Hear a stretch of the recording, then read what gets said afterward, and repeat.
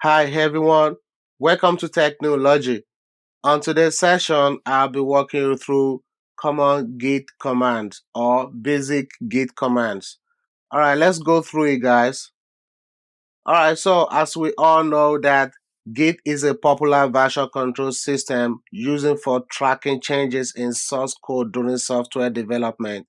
So we all know what Git do, how Git works in the software development and all that.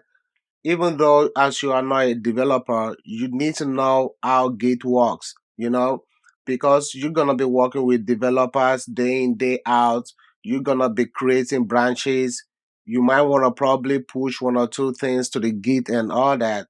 Working with Git or working in a software development, they expect you to know some certain tools, and Git is the most popular one out of it because this is your repository. This is where you're gonna keep many files and all that. All right, so I'm gonna walk you through some steps of what you might be dealing with day in, day out using Git. All right, so let's explore some basic commands, guys. So we're gonna be doing four things on this session. We're gonna be creating repository. We're gonna be making changes. We're gonna be doing some parallel development, and we're gonna be syncing repository. All right, let's get to it, guys. All right, so the first thing we need to do is creating repository. In order to create our repository, we need to create a directory. You know, it's just like working on my personal computer right here, and I need to download or I need to set up some project. I'm not just gonna start doing it on my desktop, right? That means I'm gonna create a folder or a file as directory, right? So that's what we're about to do. All right, so the first thing we need to do is to create a directory project on your EC2 machine. This is based on the environment that you want to be working with. But, working remotely, that means you're going to be working on virtual machine. All right, so let's go create a project directory on our virtual machine or our EC2. Let me log on to my EC2. I'm on download directory. I think I did that sometimes ago. All right, arrow up to see every commands that I've run on this terminal. So this is my SSH to my Ubuntu, and hit enter. All right, bingo. All right, let me clear my screen. So we here. All right, guys, so let's get to play with some common Git commands, guys. So what do we need to do? Like I said earlier, we need to create a directory. It can be anything, depend on what you actually want to work on. So let's create a directory for this lesson called project. It can be any name, right? This is just a name convention. All right, so how do we create a directory? mkdir the name of the directory. So we're gonna call this one project, right? mkdir project. It can be any name. So we're gonna name this project. Hit enter. So now we've created our project directory or project folder. So how do you find out? Let's verify by typing ls. So now we got project folder, right? So let's go on to the next thing and see what we have to do. All right, so we need to cd into the project folder, cd project. So we need to navigate inside the project folder. So right now we are inside our project directory. So what's the next thing to do? We're gonna create two test files using test editor, right? This is just to sample or mimic a code or any files that you might want to push or send into repository. That's what we're trying to achieve, right? So what do we need to do? We need to create two test files, right? It can be one, it can be two, it can be three. So this is the first test file and this is the second test file. So we're gonna create it together. So copy that, go back to my terminal and paste. All right, so nano test editor, right? This is gonna create test files, but we don't want it to be empty, so we're gonna write anything inside so it don't be empty. One and two, so we can have two files on this project before we create our repository. So we're trying to make this a working directory because right now, the moment we initialize our Git, is going to become a working directory. All right, so hit enter. So the first test, we need to write something in it. Let's just write code sample one. So how do you save? Control O, enter, Control X. So Control O, enter, Control X. So that number one file is already saved. So now it takes me to the next test file to write something in it. So let's write sample code 2. So how do you save? Control O, enter, Control X. So what I did now was that I created two test files, right? So that mimic as a code or anything that we might want to save on our repository in future. So how do we verify that? ls. All right, so you can see test one, test two files that we just created. So let's go and see what next we have to do. So on the next steps, we need to initialize Git, right? So enter the command git init to initialize a repository for your project. All right, so right now, what we have on here, we have a project directory. We created two test files in it, right? So in order for this to become a working directory, we're gonna initialize Git. That's when Git is gonna be present on this directory. By so doing, we can start moving, communicating, and talk to our Git init. All right, you can copy it or type it, Git init. So the moment I do Git init, Git is gonna be present and create its hidden folder on this directory, waiting to see what I want to save, store, and push into the repository. All right, so hit enter. Now this become Git repository. All right, so let me clear my screen. So the next thing we need to do right now is to go on to the next part whereby we're going to be making changes. So what we did on the first one was creating repository.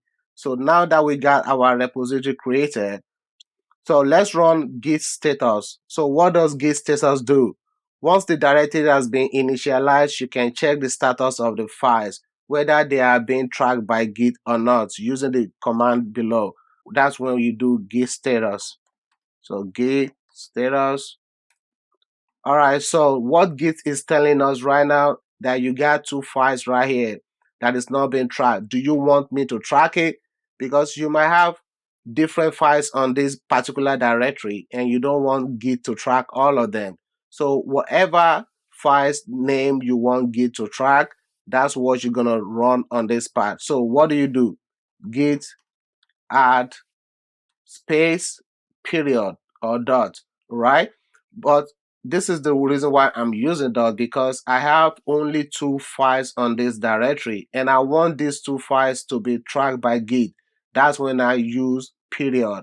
But if in case I have several files on this directory, multiple files, and I don't want Git to track all of them, that's when I'm just gonna mention the name, like probably test1.txt.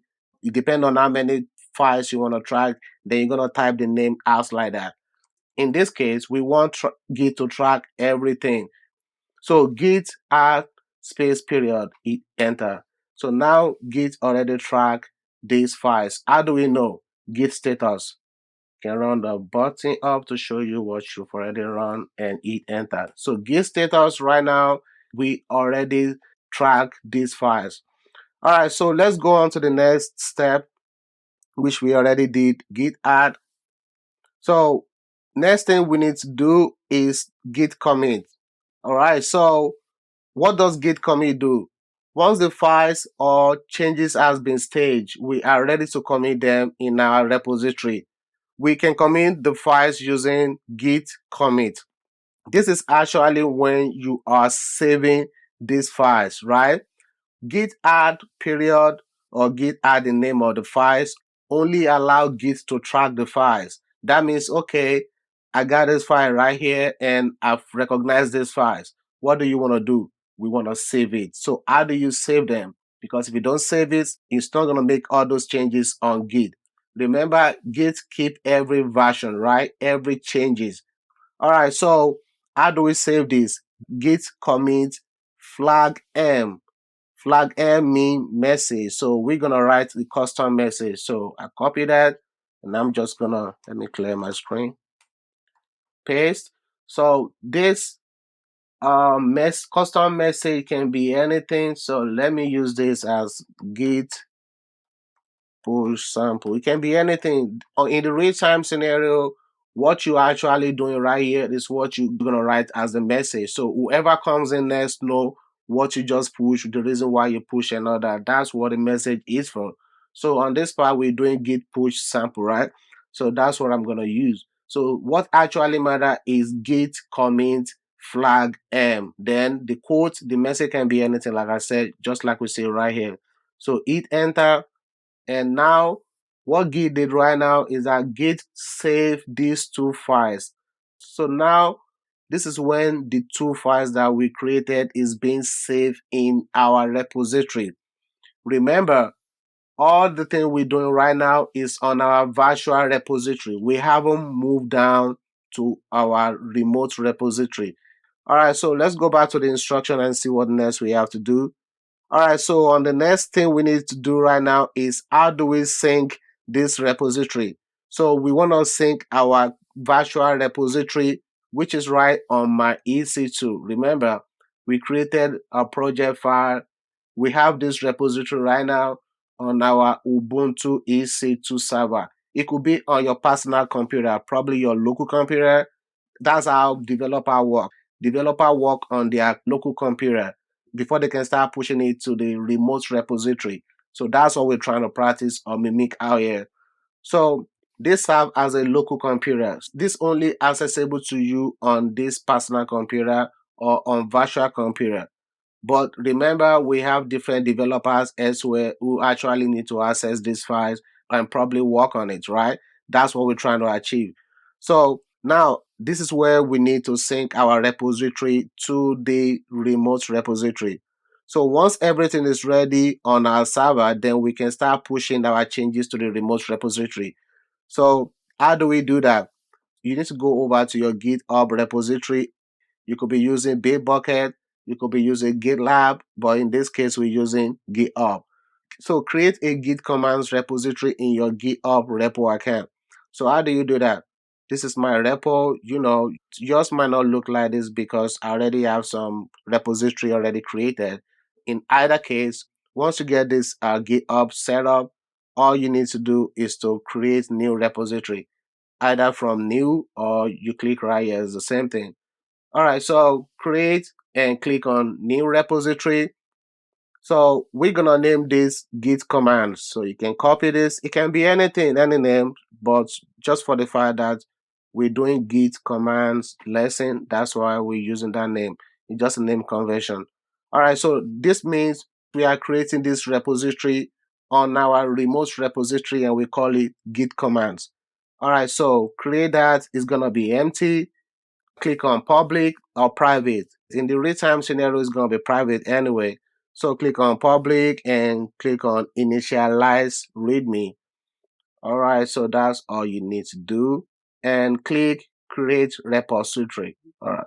All right, so what I did right now is that I create empty repository on my remote repository, right? So let's go back to the instruction and see what next we have to do. So we cover this part.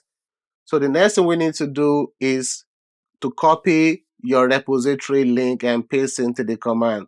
So we need to do git remote. How do you do that? You need to go right here, click on the code and go to the HTTPS because we make it public. Adding being we choose private. The only thing we're going to be able to use is SSH URL. But for the fact that it's on public, that's why we can be able to use HTTPS. That means everybody can be able to have access to it as long as they have this link. So copy that, and so Git remote allow us to actually download. Remember, these are two things entirely. So copy it, click on code, copy the HTTPS, go back to your terminal. Let me clear my screen. So let's go and copy this. So git add origin your link. That's your remote repository URL into our virtual machine repository, right? So we can sync them together. All right. So the only thing you're gonna do is to delete this and put your link in between the code. All right, so make sure it's correct. That's all you need to do. All right, so git remote add origin the link of that HTTPS for the remote repository. That's what you're gonna do. So do that, copy that, make sure you fix it properly, and hit enter. So that's how you do that. All right, so the next thing we need to do, let's go back to our right here. We've done this part, git remote. So making sure you generate token from your GitHub settings. So the next thing we need to do, we need to generate a token. So we can actually use that token to be able to push into our GitHub repository. Remember, two things trying to connect together: our terminal or our virtual machine trying to connect together with our GitHub repository. So there must be link, right? That means this computer have to be able to access this. So you need a username and password to be able to do that. So they're not using password. It's not gonna be your normal password this time. It's gonna be token. So I'm gonna show you how to do that. All right, so to push changes to our remote repository, copy your link and paste in the command git push origin master. So we need to push whatever we've saved, right? Remember, we have these two test file right here, and we've saved it on our virtual machine. So how do we get this into our remote repository, right? We want to push these two things from our virtual or local machine. Then we want to push it to our remote repository, right? So remember, Git already track and save these two files. So that's where we need to do git push. But before that, let's go generate our token. Make sure you know your GitHub username, which is going to be different from mine. All right, so how do you do that? Go to the settings, go to GitHub settings, and go over to developer settings. Click on developer setting and come to personal access tokens, and you can create one right here. So I'm going to go to token classic. So I already have one created, but for those of you who might be new, so I'm gonna create another one for the sake of those who might not know how to do that. You can name it anything. Git up token. It can be any name. It can be any name. Just make sure it's unique. So check on repo, and that's all you need to do. The expiration you want to expire 90 days and all that or custom, that's gonna be set out here. All right, so go all down and create token. So you need to keep your token handy so you can use it all the time. So copy that, and I'm gonna save this right here for now. So keep your token because you're gonna be using it. So let's go back to the terminal and see what next we need to do. So on this part, we need to push whatever we've set up, whatever files code into our remote repository. Remember, so let's go back to that repository, go back to your repository. This is the git command that we just created. So right now we don't have nothing in it. So all right, so let's push whatever these two test file into the remote repository. So how do we do? Git push origin master. So you can copy that and paste. So git push origin master. So now this git want to be able to push these files into the remote, right? From our EC2 into the GitHub remote repository. That means it needs the credential authentication before you can do that. So username, my username is technology G. Is gonna be different from yours. That's gonna be your username, all lowercase, and enter. So right now, this is where we need the token. So copy your token and come back right here, then paste, enter. All right, so now I'm able to push these two files into the remote repository that we just created, which we call git command. So what do? Let's go back and verify. So you can see master had recent pushes less than a minute ago. So that means those two files are able to push into the remote repository. We have two branches, right? Which is called main and master, right? So just click on right here and you go to master. So click right here, go to master because we said git push origin master. And what do we have on here? The test one and test two.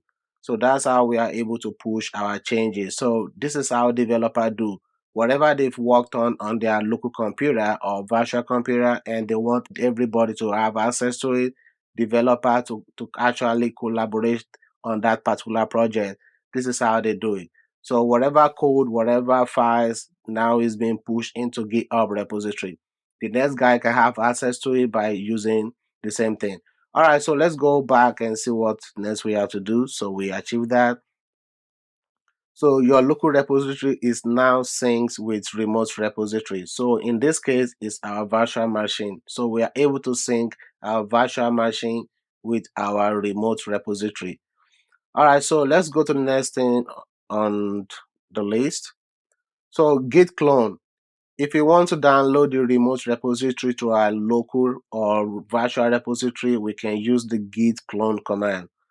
So now let's assume somebody else, from different location or different machine entirely actually need to download this project. So now we are able to push maybe like a first developer, right? So let's assume somebody else actually need to have access to the push to the changes. Let me check this place. Okay, so what do? Git clone. Clone. That means it's gonna clone this particular repository. Remember, so let's act as if we are somebody else. It's the same process. So as long as that person have access to this, copy this, and go back to your terminal and type git clone. That means we want to clone this project. We want the same thing, right? On this particular directory. All right, git clone, then the link and hit enter. What I just did right now was that I downloaded the git commands, right? This old file into my machine again. How do we verify? If type ls, then you see git command, right? That means if we navigate into git commands, we're gonna find the same thing. That means we have this just the same way every other developer out there is gonna clone that project. All right, so the next thing we need to do right now is let's go over to the next. All right, so git pull. Git pull command is also used for pulling the latest changes from the repository, unlike git clone, right? So what I did earlier on was git clone. That means it cloned the repository. Git command. So we need to cd back into the repository that we just cloned. All right. So if we do ls right now, you see that we don't have anything on yet except readme, right? So right here, how do we get these two files right now? So what do we need to do? Git pull. So let's go back and copy that. Git pull the same repository URL. All right. So let's go back right here and copy this. Copy the URL HTTPS. Go back and type git pull. So it's gonna pull changes. So say branch fetch add, that means everything is all right. So if you type ls now, you're not seeing anything. All right, so I think what happened here, we need to check. Let's check the branch git branch.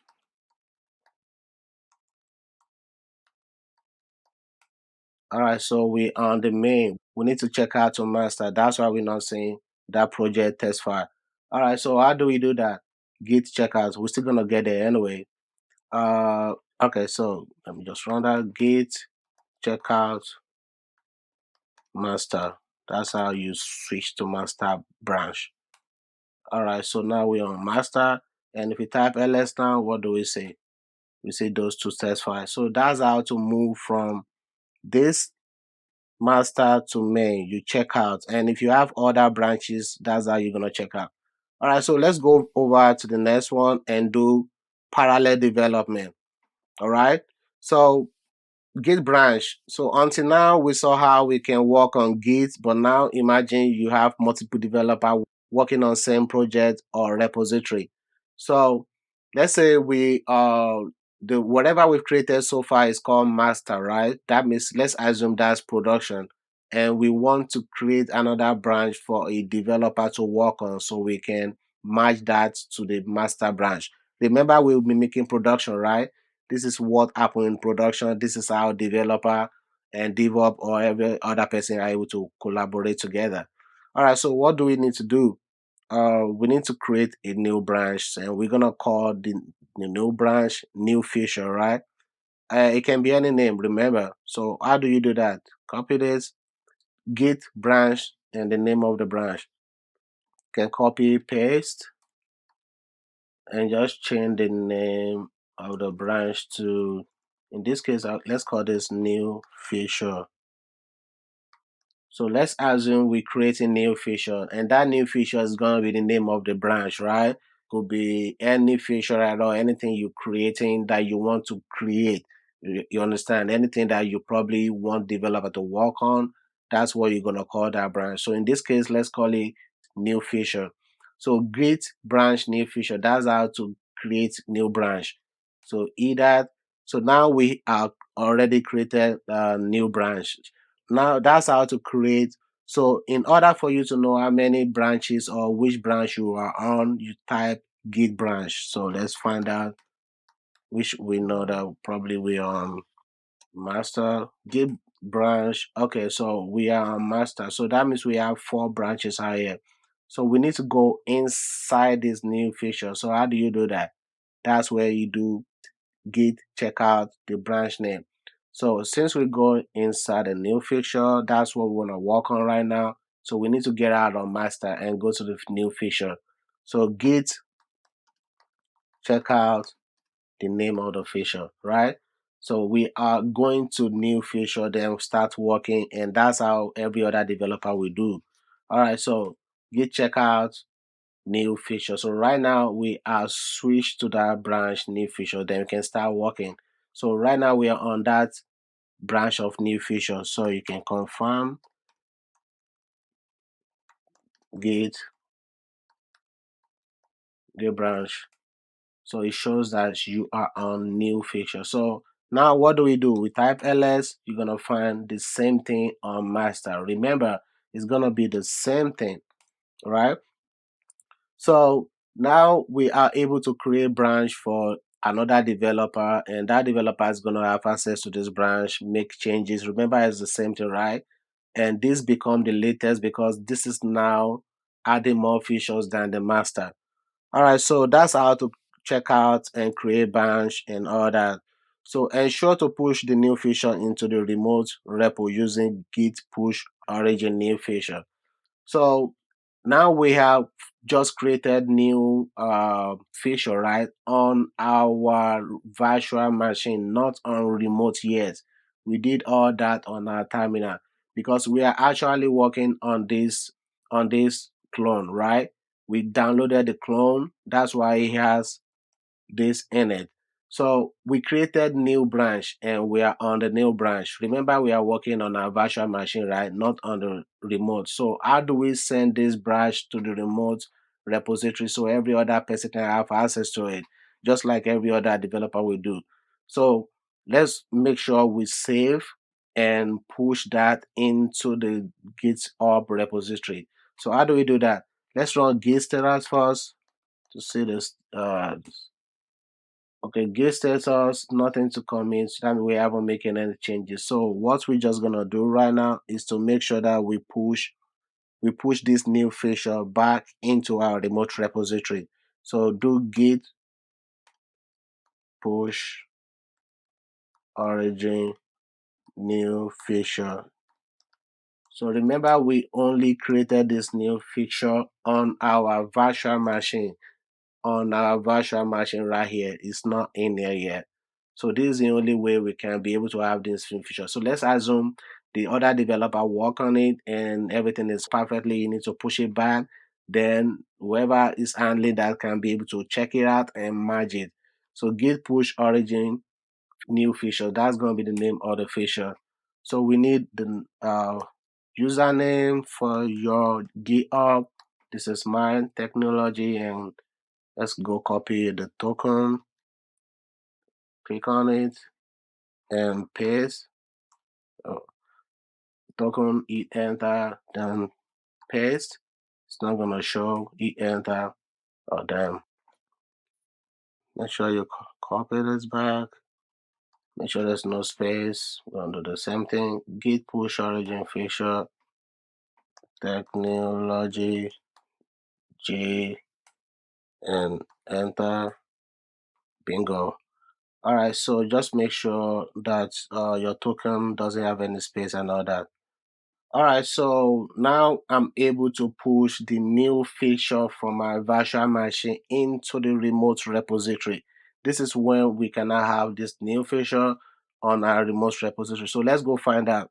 So let's refresh to see what changes. So you can see new feature I recently pushed Lender a minute ago. So this is how other person or other developer, whoever working on it, we know something changes. So how do you do that? Remember, all your branches is right here. So click on here, and now we see the new feature right here. So we see the master, nothing's messing with it, and we see new feature that any developer just work on and push back. And if you click on it, you're gonna find the new thing that the developer had already had. We hadn't had anything yet. We just probably clone and push it back. All right, basically that's how it works. So you guys see how we are able to check out. All right, so we get that done. So git log shows the history. If you want to check the log for every commit details in your repository, you use git log to do that. So in order to check the log for every commit we've run today on this terminal, you do git log. So it will see every commit. Git log show every commit. So we only done one commit on the new feature. So let me go back to the master because I need us to get more log. Git checkout. You check out master. Alright, so let's do git log on here. We should have more than one. Oh, we still only have one. Git checkout master. Okay, so this is how you check out log to see how many commit you've done. So we just done only one commit. Alright, so let's go over to see how we can use git stash. Alright. So git stash, to stash your stage file without committing, just type in git stash. So this is how we use git stash. Stash is like is to hold, or to actually pause what you're editing. Let's say ls. So now we have test one, test two file, right? Let's say I'm a developer and I'm actually working on another version. I'm working on any other thing. So let's create nano test 3.txt. Let me just say sample code 3 control O enter control X. So now I have three files right here. So these three files right now. So let me run nano test 4.txt and sample. Let's call it sample 4. for code, Control O, enter, Control X. Alright, so now I have this fourth file, git status. Alright, so that means we need to commit it. So git add, so we can track it first. Alright, so now that we added it, so we can do git stash. Alright, so now that we track this file, that's the only way we can be able to stash it, because now this is when Git is able to track it and we can stash it. That means we pause it. It's not going to show anymore. If we type ls right now, you see that they all stashed. So that means we created more files or any other code and we don't want it to show on the production until we're done with it. That's how you stash it. So it's going to be paused until you are able to get back to it. So let's assume you want to get back to it and you're ready, you just want to get back to it to start continue your working and all that. So you just do git stash pop and it pop back this new files. Okay. So now if you do ls, you can see we have all the four codes. But remember, this code is not yet inside our repository until we push it. Alright, so onto the side, let's see git diff. To check the difference between two or more versions of files, so you do git diff. Alright, so before that, commit ID can be found from git log. So you need commit ID to check the difference between versions. Alright, so let's see git log again to see if we have more logs now. Okay, we still only have one log so far. We have two files that we haven't pushed, right? So let's check these two files. So git commit flag m commit message new more features. Alright, so git commit and we commit that. So now we are able to save these two tests and ready to push. So I'm just gonna build, let me do where we are, master, right? Git branch. Alright, so we're on master branch and basically we're supposed to be on the node branch and push it on, but it's all the same. So we have these four files right now and we need to send it to the master. So we're just gonna do git push. So we can just push in the two files that we just created back into the master. Git push origin master.